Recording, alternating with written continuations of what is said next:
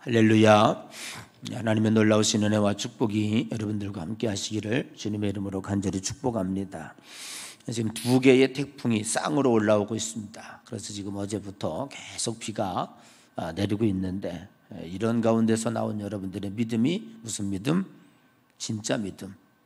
그렇다고 또 집에 안 나온 사람에게 니네 가짜라도 이렇게 얘기하지 말고, 그렇게는 얘기 안 했으니까 여러분들의 믿음이 진짜 믿음인 거예요. 우리 하나님께서도 귀하게 여길 줄로 믿습니다. 자, 오늘 창세기 말씀을 통해서 은혜를 나누고자 합니다. 여기 아주 중요한 키워드들이 여러 가지가 담겨 있습니다. 여러분, 야곱이에 대해서 구태여 설명하지 않아도 되죠. 이제 속여서 장자의 축복을 받고 형 에서의 분노에 어떻게 될까 두려워서 지금 쫓겨가는 입장입니다. 하루 종일 달려왔습니다. 몸도 피곤하고 마음도 피곤하고 드러눴죠. 꿈을 꿨습니다. 꿈에 하나님이 나타나서 환상으로 보여주는데, 여기 첫 번째 뭐냐 하면 사닥다리가 놓였는데 천사가 오르락내리락 했다 라고 하는 거예요. 이건 정말로 새로운 발견입니다. 우리는 지금 신앙이라는 게 뭔가를 잘 모르고 있습니다. 그래서 하늘에 있는 하나님을 섬긴다고 생각하는데, 우리 기독교의 신앙은 하늘에 있는 하나님이 아니라 하나님이 우리와 함께 계시는, 임재하시고 나와 함께 계시는 하나님이었다는 사실이죠. 저는 이 코로나19를 생각해 보면서 참 여러 가지로 어렵겠다는 생각이 듭니다. 이제 3년여 가까이 되고 있죠. 금년 12월이면 만 3년이 됩니다. 우한에서 코로나 바이러스가 발견된 지 이제 몇 개월 남지 않았습니다. 이 어려운 고통을 인류가 겪어내고 있습니다. 결국 중요한 것은 무엇이냐 하면, 이러한 전염병들은 새로운 일이 아니죠. 계속해서 인류를 괴롭혔습니다. 그런데 이거를 대하는 자세가 중요하겠다. 위축되거나 또 두려워하거나 그러면 이미 진 겁니다. 하나님이 우리와 함께 계셨다는 사실, 우리가 이 믿음을 가져야 될 줄로 믿습니다. 그래서 오늘 여기 사닥다리가 꼭대기에 닿고 오르락내리락 했다라고 하는 거죠. 그러니까 오늘 이 야곱이가 알지 못한 거예요. 그게 뭐냐면 자신의 인간의 수단과 방법으로 목적을 성취하려고 했던 겁니다. 그게 뭡니까? 장자의 명분입니다. 태어나 보니까 두 번째로 태어났어요. 영원한 루저입니다. 애써봐도 안 됩니다. 소용없어요. 그러니까 저 장자의 직분을 내가 어떻게 해서든지 받아야 되겠다. 사실은 운명을 바꾼다는 것은 쉽지 않습니다. 내가 태어난 가정, 어머니, 아버지, 순서 어떻게 바꿀 수 있습니까? 바꿔지지 않는 거예요. 그러니까 야곱은 인간의 수단과 방법을 동원했습니다. 그렇게 해서 했는데, 하나님은 여기서 무슨 사인을 주고 있습니까? 네가 네 인위적으로 환경을 바꾸려고 하는 것보다도 더 중요한 것이 있다. 그건 뭐냐면 내가 너와 함께 한다는 거예요. 지금 내 옆에 있다는 걸 모르고 다른 방법을 하려고 했던 거죠. 사실 순서가 중요하지 않습니까? 너희는 먼저 그의 나라와 그의 의를 구하라 라고 하는 말씀에도 불구하고 우리는 여전히 세상에 나가면 하나님의 방법으로 하려고 하지 않은 것이 아니라 인간의 방법을 먼저 동원하기가 쉽습니다. 그것에 대한 경고일 거예요. 하나님께서 그에게 사인을 주고 있습니다. 여러분, 오늘 우리들이 분명히 깨달아야 될 것이 있죠. 그것은 뭐냐면 하나님이 지금도 우리 양옆에 천군과 천사를 파송해 주고 있다는 거예요. 사실 우리 하린이가 이게 굉장히 씩씩한 것 같지만 아주 A형이에요. A형. 그리고 굉장히 예민해요. 그죠? 아주 부끄러움도 엄청 많이 타요. 잘 못하고. 그래서 제가 어렸을 때부터 걔한테 아주 얘기한 게 있어요. 영적으로 아주 세뇌를 시켰어요. 유치원도 못 가려고 그러고 학교도 막 교문도 못 들어가려고 그럴 때마다 제가 붙잡고 꼭 얘기했습니다. 하린아, 너 하나님 믿지? 그러면 하나님이 늘 네 옆에 계시는 거야. 그러니까 하나님이 네 편에 있으니까 절대로 약하게 먹으면 안 돼. 이러고 어렸을 때부터 계속해서 영적으로 세뇌시키고 내가 교육을 시켰어요. 그거밖에 없더라고요. 다른 방법이 뭐가 있습니까? 부모가 계속 뒤따라다닐 수도 없는 것이고 어차피 가는 거예요. 근데 하나님은 이 임마누엘이라고 하는 말이 얼마나 중요합니까? 하나님 우리와 함께 계신다. 아멘. 그럼에도 불구하고 우리 사랑하는 백성들이 약해지고 있는 것이죠. 그래서 세상의 방법을 동원하고 인위적으로 악수를 두고 그렇게 하면서 늘 실패의 길을 걸어옵니다. 오늘 야고비에게 하나님이 사인하고 있습니다. 내가 너와 벌써부터 함께하고 있다. 네가 그렇게 하지 않아도, 인위적으로 그렇게 하지 않아도 내가 너를 들었을 것이다. 아멘. 그 믿음을 갖게 되는 거예요. 오늘 우리는 영적인 마음의 자세가 중요합니다. 오늘 야고비가 이렇게 어려움을 당하고 이제 어떠한 보장도 없이 쫓겨가고 있지만 하나님을 그를 붙잡고 계신다는 사실을 여기서 약속하고 있는 것을 오늘 우리는 분명히 볼 수가 있습니다.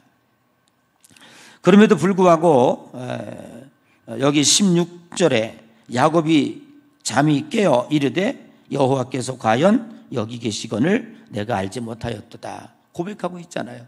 알지 못하고 지금까지 왔던 거예요. 하나님이 여기 계시는데, 하나님이 나와 함께 계시는데 내가 알지 못했다. 하나님이 나와 함께 계신다고 하는 것을 아는 것과 모르는 것은 엄청난 차이가 있습니다. 하나님께서 여러분 옆에 계심을 믿으시기를 바랍니다. 그래서 하나님이 언제나 여러분들을 돕고 계신다는 사실을 깨달으시기를 바랍니다. 하나님을 이길 자가 누가 있겠습니까? 어떠한 상황 속에서도 하나님이 우리와 함께 계신다고 하는 사실을 오늘 우리는 분명히 깨닫고 하나님 앞에 믿음으로 나가야 할 줄로 믿습니다.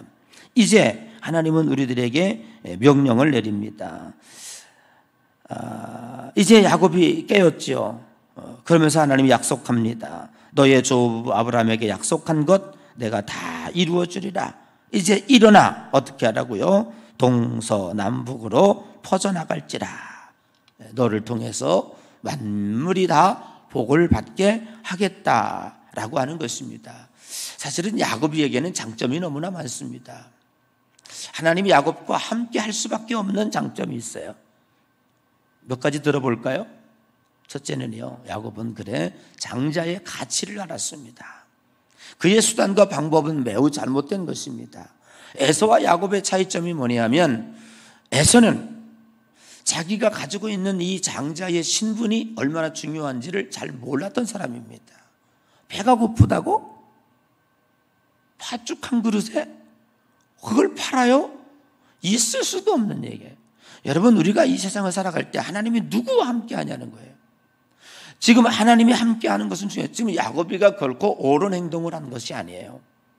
기독교는 옳으냐 그르냐가 아닙니다. 그 싸움이 아니에요. 여러분, 하나님의 나라도 옳았기 때문에 들어가고 틀렸기 때문에 못 들어가는 게 아니잖아요. 우리 다 틀린 사람들이에요. 이 세상을 살아가는 동안에 우리는 모두가 다 틀린 사람들이에요. 거기서 누가 잘났다고 할 수 있습니까? 조금 덜 묻었고 조금 많이 묻은 것 차이지 다 죄인입니다. 하나님 나라 누가 들어갑니까? 자녀들이 들어가는 거예요. 하나님 편에 있는 사람이 들어가는 거예요. 기독교는 성경으로 철저하게 그거를 이야기하고 있습니다. 그러면 내가 너와 함께 하겠다? 오르락내리락 한다? 하나님이 여기 계신 것을 내가 몰랐다? 동서남북을 다니라? 내가 너와 함께 할 것이고 이 모든 걸 너에게 줄 것이다? 왜요?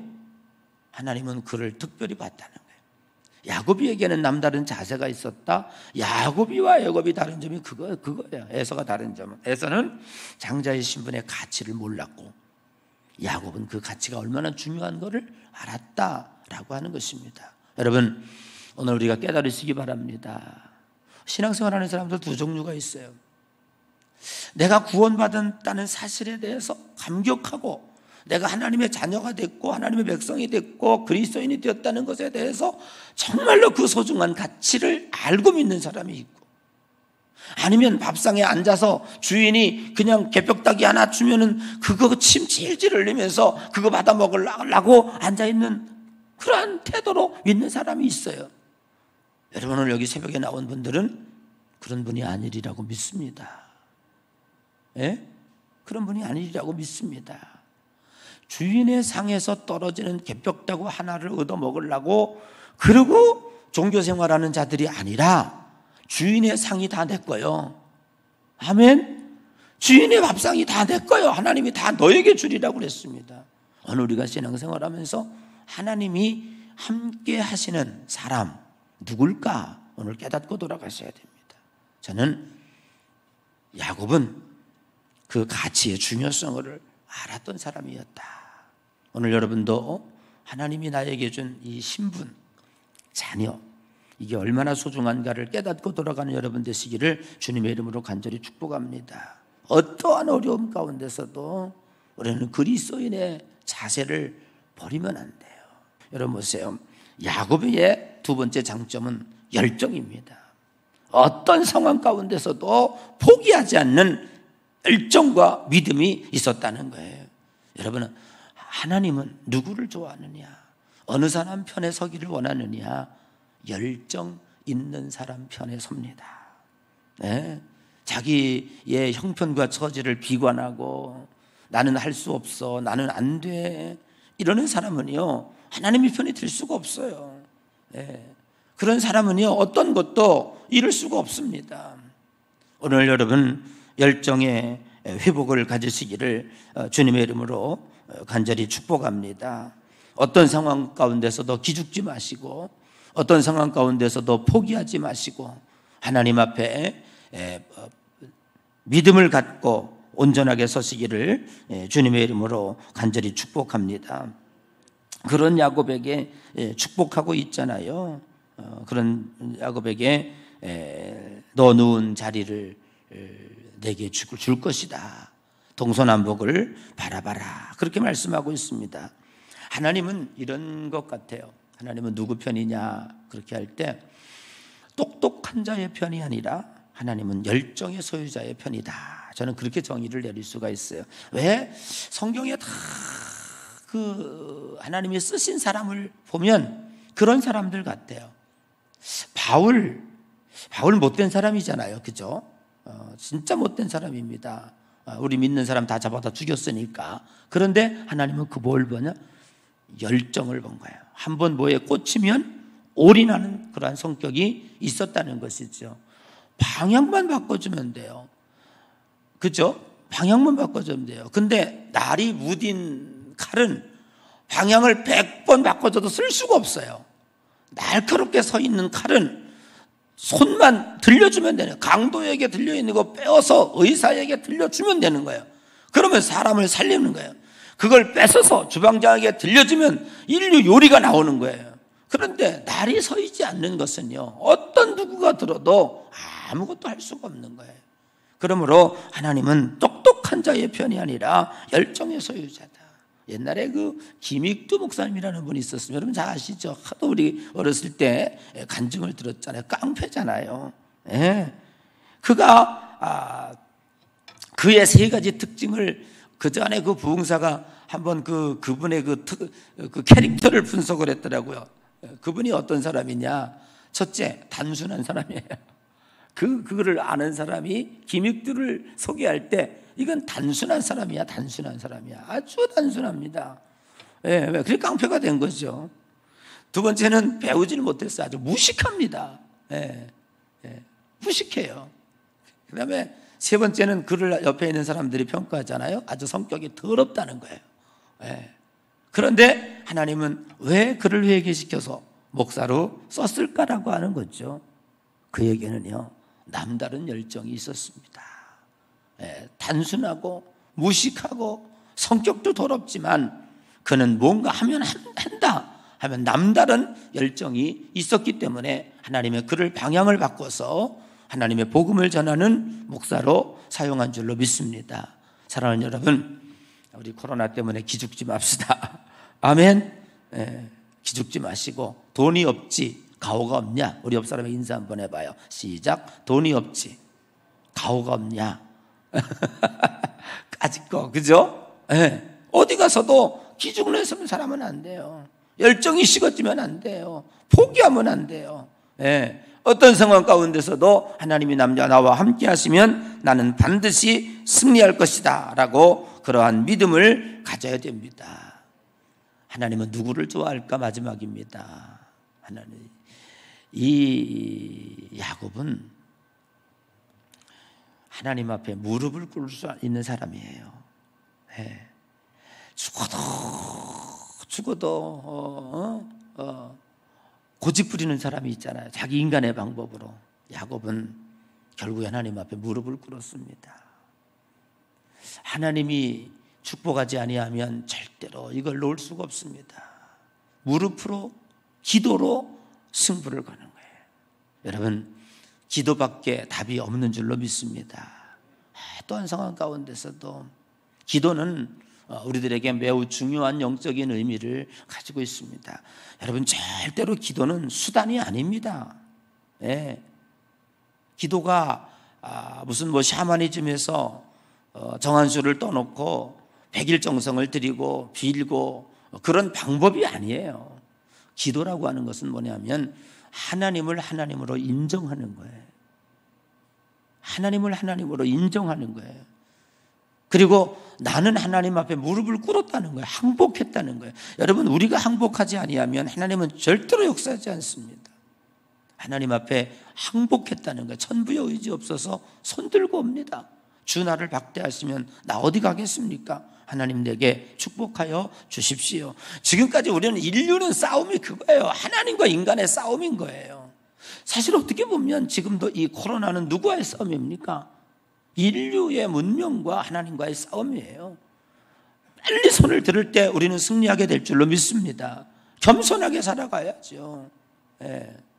지금도 아직도 가보면요, 하나님이 정말 여러분이 하나님이라고 하고 인류를 내려다보세요. 자, 과간이잖아요.